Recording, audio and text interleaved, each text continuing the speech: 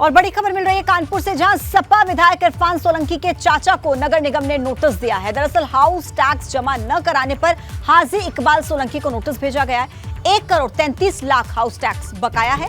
नहीं जमा कराने पर कुर्की का नोटिस भेजा गया। 840 लोगों को 30 करोड़ बकाया के नोटिस भेजे गए हैं। तो देखिए, अब कहीं ना कहीं इरफान सोलंकी का परिवार भी मुसीबत में नजर आ रहा है।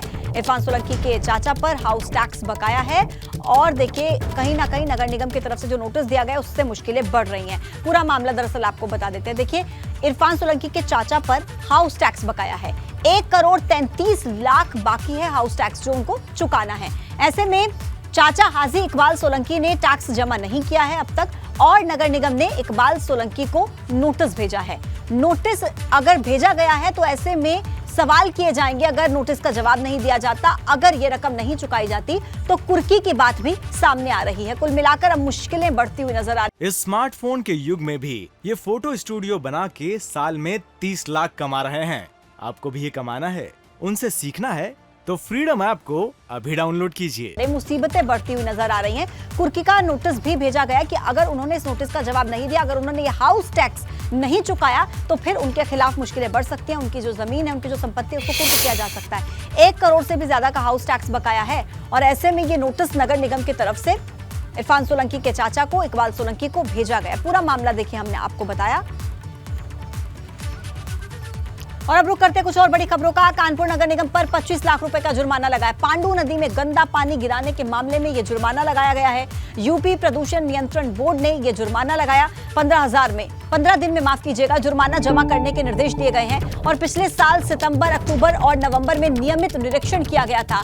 रतनपुर और उसके आसपास के मोहल्लों का गंदा पानी नाले से होकर पांडू नदी में जा रहा था, लेकिन नगर निगम ने नदी में गंदे पानी जाने से इनकार किया। जिसके बाद देखिए, गंदगी जाने से इनकार किया और उसके बाद यूपी प्रदूषण नियंत्रण बोर्ड ने यह जुर्माना लगाया है। 15 दिनों के अंदर जुर्माना जमा करने के आदेश दिए गए हैं। 15 दिनों के अंदर यह हर्जाना भरना होगा।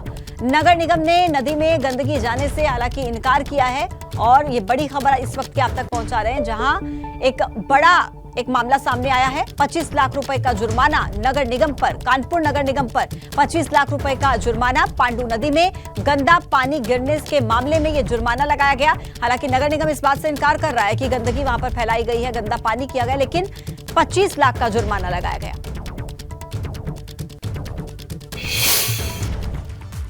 और देखिए, मुंबई में कई बड़े उद्योगपतियों के साथ मुख्यमंत्री योगी आदित्यनाथ की मुलाकात हुई। उद्योगपतियों को यूपी में निवेश का प्रपोजल दिया गया। यूपी में करीब 5 लाख करोड़ के निवेश का प्रस्ताव है। ग्लोबल इन्वेस्टर समिट में ये पूरी औपचारिकता कर ली जाएगी। देखिए, निवेश से यूपी में लाखों रोजगार के नए मौके बनेंगे। कुल मिलाकर आपने देखा, 2 दिनों के जब मुंबई दौरे पर मुख्यमंत्री रहे तो इस दौरान कई बैंकों के अधिकारियों के साथ, फिल्म निर्माताओं के साथ, निर्देशकों के साथ उनकी मीटिंग हुई थी। ऐसे में एक प्रपोजल 5 लाख करोड़ के निवेश का सामने आया है। अब मुंबई में जब मुख्यमंत्री योगी आदित्यनाथ गए तो यूपी को क्या मिला वो हम आपको बताते हैं। 5 लाख करोड़ का निवेश देखिए, सबसे पहले जो यूपी को मिला है, हर जिले में जियो सेंटर बनेगा। ये बड़ी खबर है, हर जिले में जियो सेंटर बनेगा। कानपुर लखनऊ के बीच बनेगा सैटेलाइट सिटी। इसके अलावा आध्यात्मिक शहर से एयर इंडिया की उड़ान होगी। स्वास्थ्य के क्षेत्र में बड़े निवेश की तैयारी है। स्वास्थ्य के क्षेत्र में बड़ा इन्वेस्टमेंट होगा। गांव के विकास के लिए निवेश होगा। मेडिकल कॉलेज में निवेश होगा। नोएडा में कौशल विकास केंद्र बनेगा। वेयर हाउसिंग, लॉजिस्टिक्स सेक्टर में निवेश होगा। पार, हाइड्रोजन और ईवी क्षेत्र में भी देखिए निवेश होगा। इसके अलावा फूड प्रोसेसिंग और सेमीकंडक्टर में भी निवेश होगा। 5 लाख करोड़ का निवेश। तो मुंबई से यूपी को क्या मिला है वो हम आपको बता रहे हैं। जब 2 दिनों के दौरे पर मुख्यमंत्री योगी आदित्यनाथ रहे तो सपनों की नगरी मुंबई में यूपी के मुख्यमंत्री योगी आदित्यनाथ के सपने कितने पूरे हुए वो हम आपको बता रहे हैं कि कितना निवेश, 5 लाख करोड़ के निवेश की जो बात है वो सामने आ रही है। यूपी को मिलेगा फूड प्रोसेसिंग और सेमीकंडक्टर में निवेश। इसके अलावा कई अलग अलग सेक्टर्स जिनमें यूपी में निवेश होगा। और मुख्यमंत्री का वहां पर जाने का मकसद भी यही था कि जो इन्वेस्टर्स हैं उनके सामने बात रखी जाए कि अगर आप यूपी में इन्वेस्ट करेंगे तो फिर आपको इससे फायदा होगा। अयोध्या में भव्य राम मंदिर के निर्माण के अलावा राम की नगरी का कायाकल्प भी जोरों पर है और इसी कड़ी में अयोध्या में सरयू नदी से रामलला तक भव्य कॉरिडोर बनाने की तैयारी है। इस कॉरिडोर के बनने से श्रद्धालु सरयू घाट रिवर फ्रंट से सीधे रामलला के दर्शन करने पहुंच पाएंगे और इसके अलावा अयोध्या में 6 जिलों को जोड़ते हुए 6 बड़े भव्य प्रवेश द्वार भी बनाए जाएंगे। इन सभी गेट से अयोध्या में प्रवेश के साथ ही श्रद्धालुओं के रहने, खाने पीने, पेट्रोल, डीजल और हर तरह की सुविधाएं मिलेंगी।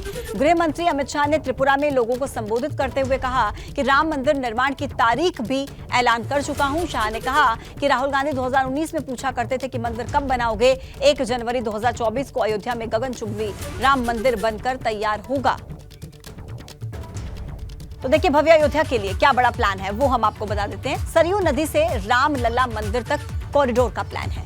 सरयू रिवर फ्रंट से सीधे रामलला मंदिर को जोड़ा जाएगा। अयोध्या में 6 जिलों से आने वाली सड़कों पर 6 भव्य द्वार बनाए जाएंगे। इसके अलावा हर द्वार पर खाने पीने की, पेट्रोल डीजल की व्यवस्था होगी। और एक बड़ा ऐलान जो गृह मंत्री की तरफ से किया गया, 1 जनवरी 2024 तक अयोध्या में राम मंदिर बनकर तैयार हो जाएगा। ये बड़ा ऐलान केंद्रीय गृह मंत्री अमित शाह की तरफ से किया गया है और एक मंच के जरिए उन्होंने इस बात का ऐलान किया। तो जो भी लोग इंतजार कर रहे हैं, श्रद्धालु जो जब से इंतजार कर रहे हैं, 1 जनवरी 2024 को माना जा रहा है कि राम मंदिर बनकर तैयार हो जाएगा। गृह मंत्री अमित शाह ने इस बात का ऐलान एक मंच के जरिए किया है। सरयू रिवर फ्रंट से सीधे रामलला मंदिर को जोड़ा जाएगा। तो हर द्वार पर खाने पीने की व्यवस्था होगी, पेट्रोल डीजल की व्यवस्था होगी। 1 जनवरी 2024 तक देखिए राम मंदिर बनकर तैयार हो जाएगा।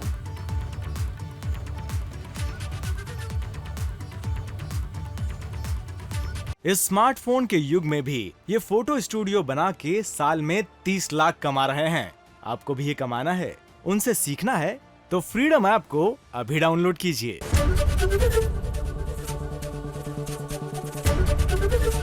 एबीपी गंगा, खबर आपकी, जुबान आपकी।